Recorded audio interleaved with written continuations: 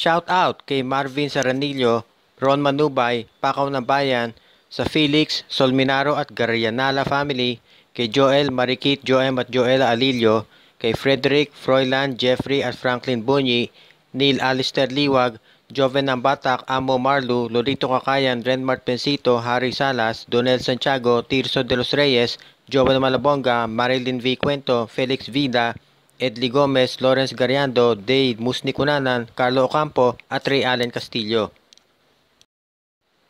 Hindi na itago ni Christian Stan Hardinger ang kanyang pagkadismaya doon sa pagkatalo nila sa Blackwater Elite. Doon sa PBA Media Availability Conference, sinabi ni Stan Hardinger na mahirap na nga alagay sa PBA bubble dahil wala yung mga loved ones mo at mas mahirap pa dahil kagagaling mo lang sa talo at babalik ka sa hotel at makakasama mo yung mga teammates mo na ayaw mong makita.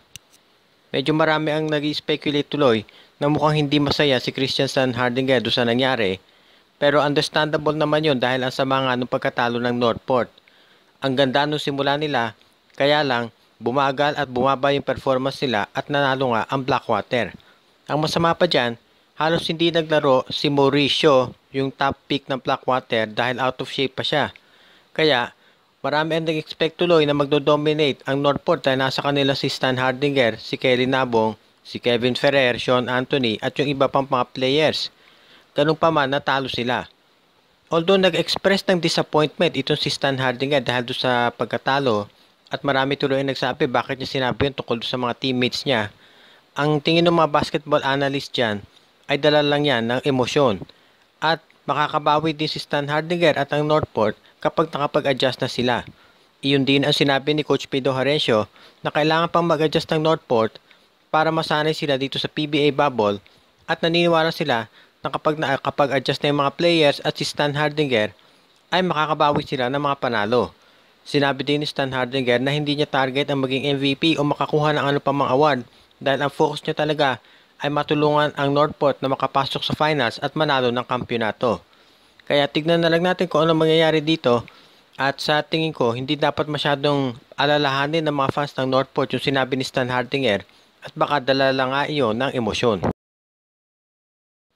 Mukhang may bago ng aasahang 3-point specialist at shooter ang Barangay Ginebra at iyan ay si Scottie Thompson.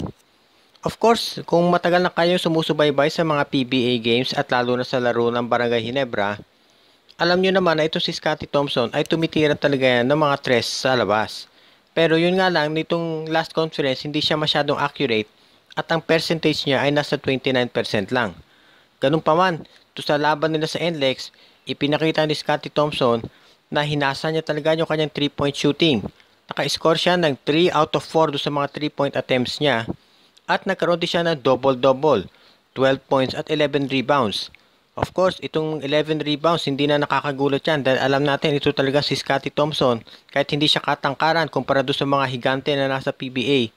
Ay matagal na yan na isa sa mga top rebounders ng PBA dahil ginagamit niya yung kanyang bilis at yung kanyang high basketball IQ para makakuha ng mga rebounds. Pero ang kitang-kita doon sa game na in-improve niya talaga ay yung kanyang 3-point shooting. Alam naman natin ang Barangay Ginebra kailangan ng mga outside shooters para makatulong kay Japet Aguilar doon sa loob. Kaya malaking bagay yung ginawa ni Scottie Thompson at naging very clutch yung mga 3-point shots niya doon sa game na yon at malaki na itulong nito sa Barangay Ginebra.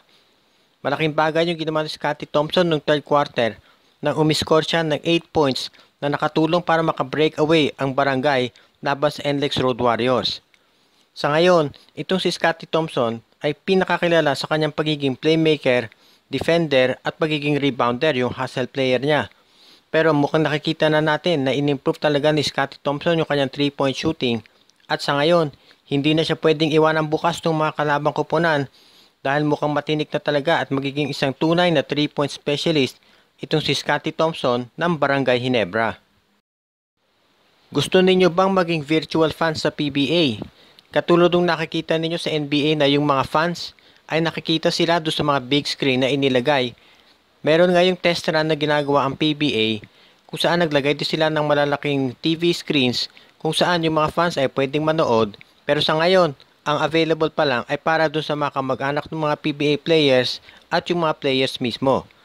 Ang test run na yun ay dapat matatapos sa October 19 Pero dahil marami ng fans ang nagdedemand at gusto nila maging virtual fans doon sa PBA, ay simula October 15 ay bubuksan na ng PBA ang pintuan para sa mga fans. Kung gusto ninyo na maging virtual fans, unang-una kailangan meron kayong email address. Pangalawa, kailangan regular kayong mapunta doon sa mga social websites at social media sites ng PBA katulad sa Twitter at sa Facebook. Doon kasi magpo-provide ng mga links ang PBA para doon sa mga interesado na maging virtual fans. I-click nyo yung link at sundan ninyo yung mga instructions na ibibigay.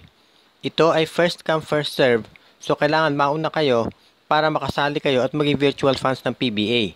Sinabi ni Commissioner Willie Marcial na itong virtual fans na ito ay isang paraan nila para yung mga fans pa rin ay makapag-interact at makapag-show ng support to sa mga paborito nilang teams, even though bawal ngayon ang live audience sa PBA games. So, antabayanan nyo na lang doon sa mga websites o sa mga social media sites ng PBA kung paano kayo makakasali at makakapanood. At bago tayo magwakas, batiin muna natin ulit ang ating mga taga-subaybay. Shout out kay Marvin Saranillo, Ron Manubay, Pakaw ng Bayan, sa Felix, Solminaro at Garrianala family, kay Joel, Marikit, Joem at Joela Alilio, kay Frederick, Froilan, Jeffrey at Franklin Bunyi, Neil Alistair Liwag, Joven Ambatak, Amo Marlu, Lolito Kakayan, Renmart Pensito, Harry Salas, Donel Santiago,